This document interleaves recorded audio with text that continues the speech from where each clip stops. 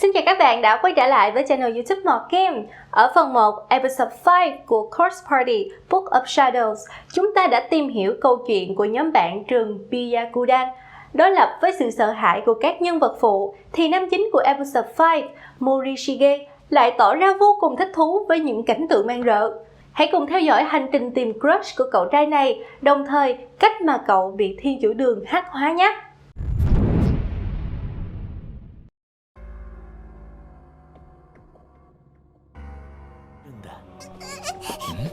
彼は知り合いじゃないのかい？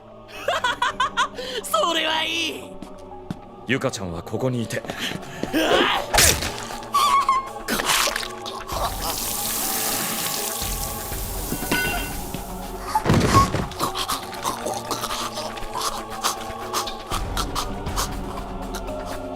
お兄ちゃんが守ってあげるよ。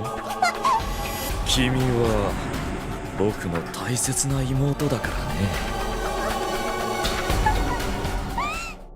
Ở phần trước, chúng ta đã gặp gỡ cậu nam sinh Morishige, crush của Mayu trong episode 2. Morishige đang dốc sức để tìm cô bạn gái của mình, và ngay lúc không ngờ nhất, cậu chợt nghe giọng nói của cô.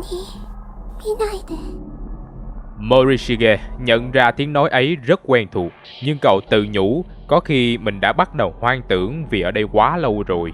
Chi tiết này khiến chúng ta liên tưởng ngay đến sự thật rằng Mayu lúc này đã chết trong phòng y tế, và linh hồn cô không muốn crush nhìn thấy bộ dạng xấu xí của mình. Khi đã có đủ đồ nghề, Morishige gắn sợi dây với mẩu kim loại, thả xuống hố sâu để móc vật mình thấy bên dưới lên. Cũng không hề đơn giản khi nó cứ trượt ra khỏi cái móc. Nhưng cuối cùng, Morishige cũng đã có thể thành công lấy được nó lên khỏi hố sâu bên dưới. Cậu cầm vật thể đó trên tay và nhận ra nó là một chiếc thẻ học sinh.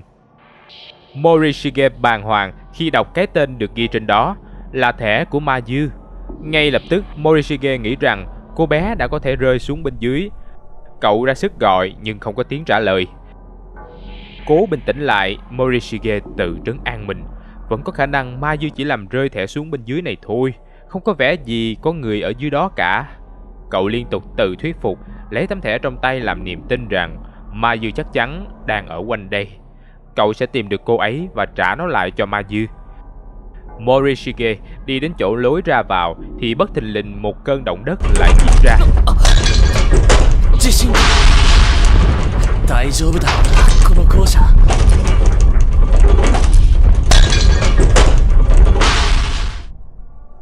Câu chuyện quay trở lại góc nhìn của Fukuro và Mitsuki. Cả hai vẫn còn đang lẫn quẩn trên dãy hành lang mục nát của thiên chủ đường. Ngay lúc đó, hai người nghe tiếng ai đó gọi một người tên Mayu. Cuối cùng, Morishige đã đâm sầm vào Mitsuki khi đang vội chạy tìm Mayu khắp nơi. Hai bên hỏi han và trao đổi tình hình hiện tại của nhau. Morishige lấy thẻ học sinh của Mayu ra để hỏi, nhưng dĩ nhiên Mitsuki lẫn Fukuro chưa từng gặp cô bé. Thấy Morishige đang đi một mình, hai người đề nghị cậu cùng nhập bọn để đỡ nguy hiểm. Morishige do dự nhưng rốt cuộc đã đồng ý vì nhìn Fukuro có vẻ rất đáng tin cậy. Cả bọn lại đi tìm đường thoát thân. Lần này khi bước vào phòng vệ sinh nữ trên tầng 3, cả ba người cùng bắt gặp một thi thể nữ sinh đã rục nát. Bên cạnh thi thể có thứ gì đó. Morishige không hề ngần ngại mà đến gần lấy nó lên. Điều đó làm cả hai người còn lại trầm trồ. Họ thấy Morishige không sợ hãi xác chết chút nào. Cậu lấy được một quyển sổ ghi chép từ xác chết. Nó đã cũ kỹ, dính đầy máu và những chất dịch cơ thể gớm ghiếc khác, cong vẹo và từng trang dính vào nhau. Morishige lật dở cuốn sổ và bên trong, nữ sinh này đã ghi chép rất nhiều sự kiện đáng sợ.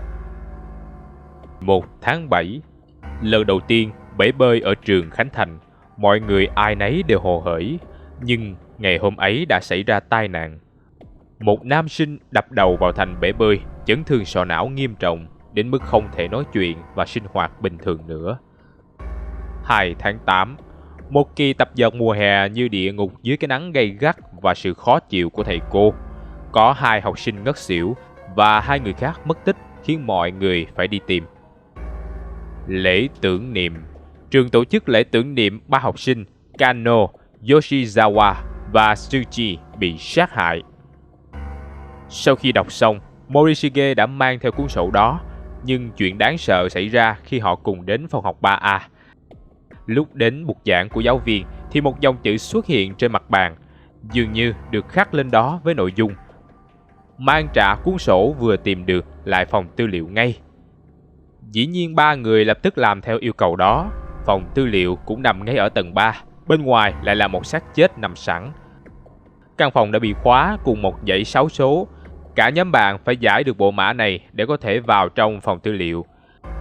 Căn phòng đầy sách khoa học, từ điển học tập, nhưng đặc biệt có một khu trên kệ sách trống hoắt để lộ ra một bức tượng bằng gốm có hình một con quái vật đang cắn xé một cơ thể không đầu.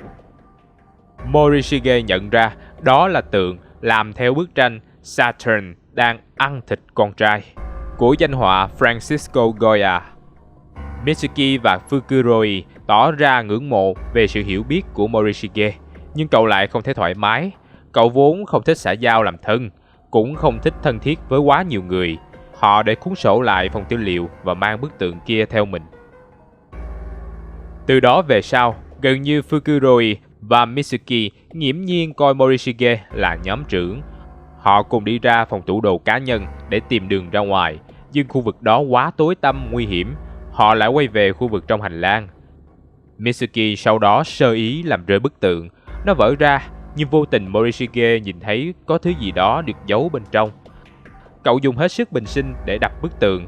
Một chiếc chìa khóa mới tinh văng ra. Phía trên chìa khóa còn khắc chữ Thiên Chủ Đường. Với chiếc chìa khóa này, nhóm bạn đã có thể mở được những phòng học bị khóa. Họ đến phòng 4A và tìm thấy một ngọn đèn dầu với những dấu tay dính máu trên thành. Những dấu tay nhỏ xíu như của con nít. Tuy đáng sợ, nhưng Morishige nghĩ rằng sẽ có lúc cần đến nên cậu đã lấy nó mang theo. Với chìa khóa và ngọn đèn dầu, cả bọn đã vượt qua được dãy hành lang tối tăm đáng sợ ở phía trong tủ cá nhân để ra ngoài khu vực hồ bơi. Tại đây, nhóm 3 người đã gặp lại Emi Urabe, bạn của Mitsuki và Fukuroi. Emi lúc này đang run rẩy sợ hãi, cô ngã quỵ dưới đất trong màn mưa. Hai người bạn vội chạy đến hỏi han, nhưng dường như sự kinh khiếp nào đó đã nuốt chửng Emi.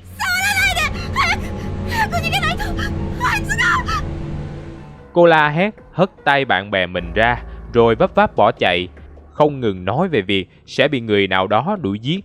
Cô bảo tất cả đều sẽ chết dưới tay hắn ta. Và Mitsuki lo lắng nên đuổi theo Emi. Còn Morishige thì cảm thấy mình không có nghĩa vụ giúp đỡ. Suy cho cùng hai người kia cũng đã không giúp cậu đi tìm ma dư. Vì thế Morishige tiếp tục một mình tìm kiếm ma dư. Cậu trở lại phía bên trong Thiên Chủ Đường. Trên hành lang, Morishige nghe tiếng nghêu ngao hát. Mayu no koi da. Kondo wa machigai nai. Cậu nhận ra đó là giọng ma dư nên liền chạy theo. Câu chuyện lại thay đổi góc nhìn sang một nhân vật khác là Nari Amatoya. Cô là học sinh của một trường nữ trung học tên là Musashigawa, cũng đang tìm cô bạn thân từ nhỏ là Nana Ogasawara, hay cô thường gọi là Nana. Cô bị lạc mất bạn khi cơn động đất xuất hiện trên hành lang khi nãy. Hiện tại, Nari đang đi cùng một người bạn khác là Chihaya Yamase. Nhưng Nari cảm thấy người này khá phiền phức. Cô ta liên tục than thở đủ điều mà không làm được gì cả. Nari đã rất muốn bỏ cô ta lại, nhưng không nỡ. Cả hai chạy từ một tòa nhà khác đến và đi vào nhà chính của Thiên Chủ Đường để tìm Nana. Ở ngay tầng 1, họ đã thấy hành lang với lỗ hổng lớn trên sàn nên đành đi lối khác. Lên tầng 2, hai người lượm được một mẩu linh kiện trông như pin điện thoại hay máy chơi game gì đó. Nari đã cất giữ nó. Quay trở lại chỗ cũ, Nari và Chihaya bắt gặp một người đàn ông nằm bất tỉnh ở phía hành lang bên kia cái lỗ lớn. Trên nền đất là một cái camera. Cả hai cất tiếng hỏi thăm nhưng người nọ không có động tĩnh gì. Thế rồi bất chợt Chihaya hét lên. Diễn biến quay về với Morishige vẫn đang tuyệt vọng tìm kiếm ma dư. Cậu đang chờ Taguchi ở chỗ cửa ra vào nhưng anh ta vẫn chưa xuất hiện. Cậu học sinh đang dần mất kiên nhẫn. Rõ ràng cậu nghe thấy tiếng ma dư, nhưng tại sao mãi không thể tìm được? Với cậu lúc này, chỉ cần ma dư vẫn an toàn, những chuyện còn lại hay bất cứ ai khác có ra sao, cậu cũng không quan tâm. 何見てんだ。 Quá bực mình, cậu bắt đầu quát nạt cả xác chết ở gần đó. Không dừng lại ở đó, Morishige trong cơn tức giận đã hành hạ thi thể cô gái tội nghiệp kia. Cậu đâm ngón tay vào da thịt đang thối rữa kia cho đến tận xương, cảm thấy sảng khoái vô cùng. Morishige chụp ảnh cái xác đó dù không biết tại sao mình làm vậy. Chụp chán chê, Morishige mới bình tĩnh lại và nghĩ rằng có chờ đợi tiếp cũng không được gì. Cậu lên đường đi tìm Taguchi. Đó là lúc Morishige bắt gặp Nari và Chihaya trên hành lang. Chihaya đã hét lên khi thấy cậu lù lù đến gần. Cậu nhận ra ngay người nằm đằng kia là Taguchi. Morishige đã hỏi hai cô gái lạ mặt rằng anh ta đã chết rồi hay sao. Hai người vì nghĩ cậu có quen biết với Taguchi nên đã đưa cái camera họ lượm được cho Morishige. Viên pin mà họ nhặt được lúc trước cũng là viên pin của máy. Cậu mở máy lên và xem xét. Trong lúc đó, cả ba người cũng trao đổi thông tin và mục đích đến đây. Như mọi lần, hai cô bé này cũng chưa từng gặp Ma Dư. Thế rồi ba người cùng xem xét cuốn băng mà Taguchi đã quay. Trong đó chỉ toàn là những cảnh xác chết. Hai cô bé thì sợ hãi, kinh tởm, nhưng Morishige lại thích thú vô cùng. へえ、随分丁寧に撮ってあるんだな。 Cậu thậm chí còn cười và thầm đánh giá kỹ thuật của Taguchi. Nari cùng Chihaya lập tức cảnh giác trước hành vi kỳ lạ của người kia. Hai cô bé liền tính cách rồi chuồn đi. Còn lại một mình, Morishige bị giằng xé với việc phải tìm kiếm Ma Dư và thu thập hình ảnh của những xác chết. Thế rồi một cơn động đất nữa lại đến. じいじ、またか。 Câu chuyện quay trở lại cùng Fukuroi và Mitsuki. Fukuroi trong bóng tối bất thình lình cảm thấy như bị đánh mạnh vào đầu rồi lôi đi. Cậu không thể chống cự. Máu tuôn ra từ sau đầu như xả van. Cậu chỉ mờ ảo nhìn thấy hình bóng của một người đàn ông to lớn. Hắn giơ cao tay rồi lại dùng thứ gì đó liên tục đập xuống Fukuroi. Cậu theo bản năng đưa tay lên đỡ, nhưng vật đó quá to, quá mạnh, cánh tay của cậu cũng gãy nát. Có tiếng Mitsuki hét lên kinh hãi. Giác quan của Fukuroi lập tức bị đánh động. Cậu lấy hết sức để bảo cô bé chạy đi, mặc cho tên đồ tể vẫn liên tục nện búa vào đầu cậu. Mitsuki bỏ chạy, ý thức cũng dần rời bỏ Fukuroi, trừ mục tiêu duy nhất, giữ cho Mitsuki an toàn. Bằng cánh tay lành lặn còn lại, Fukuroi bám lấy chân gã đàn ông, ghi hắn lại. Những cú đánh liên tục khiến Fukuroi dần rơi vào hấp hối. Ngay lúc ấy, cậu nghe giọng một người đàn ông trẻ tuổi nào đó bên cạnh. Vì nghe có vẻ đáng tin, Fukuroi đã cố hết sức để nhờ người đó hãy bảo vệ Mitsuki. Nhưng rồi một cơn đau xé ngang thân dưới làm Fukuroi phải hét lên.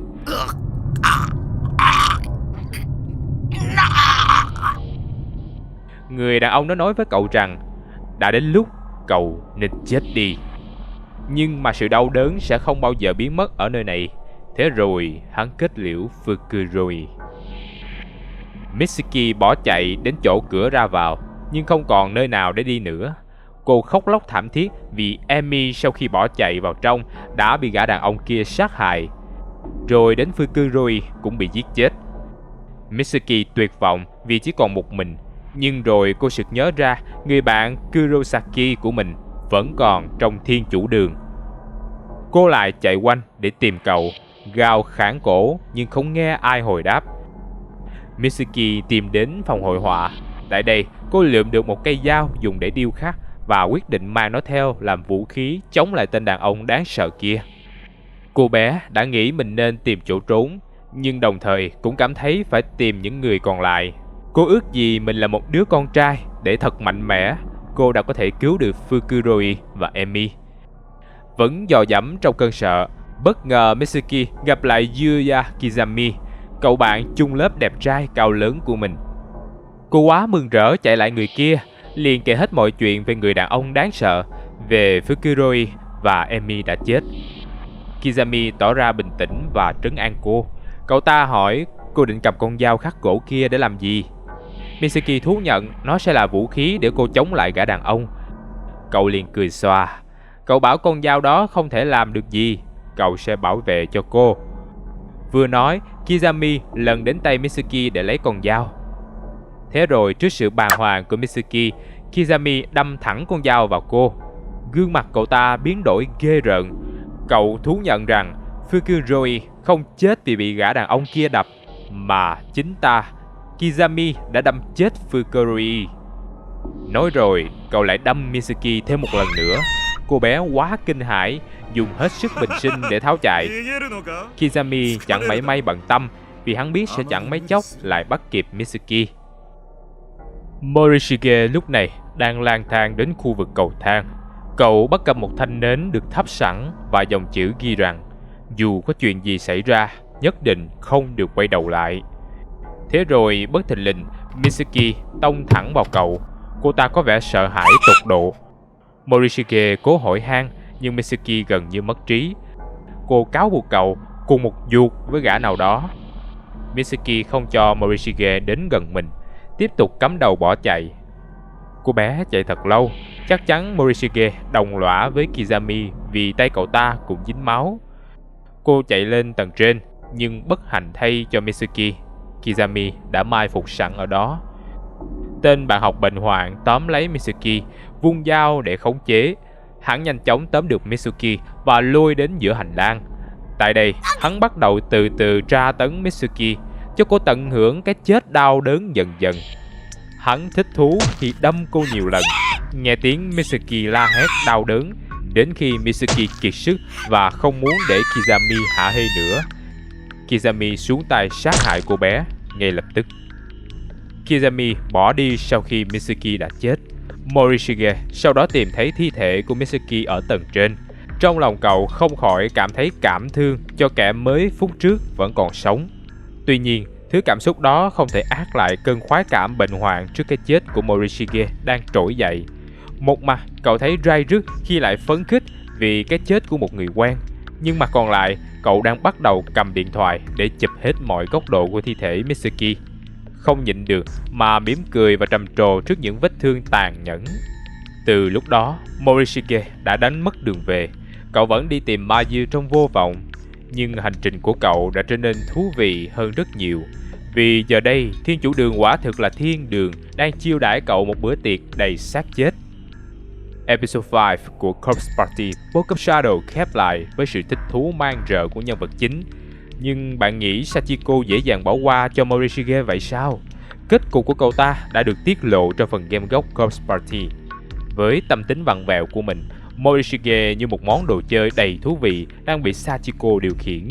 Nó để cho cậu ta sống thật lâu, ngắm dần với những cảnh tượng chết chóc, và rồi nó khiến Morishige phát điên và tự kết liễu chính mình.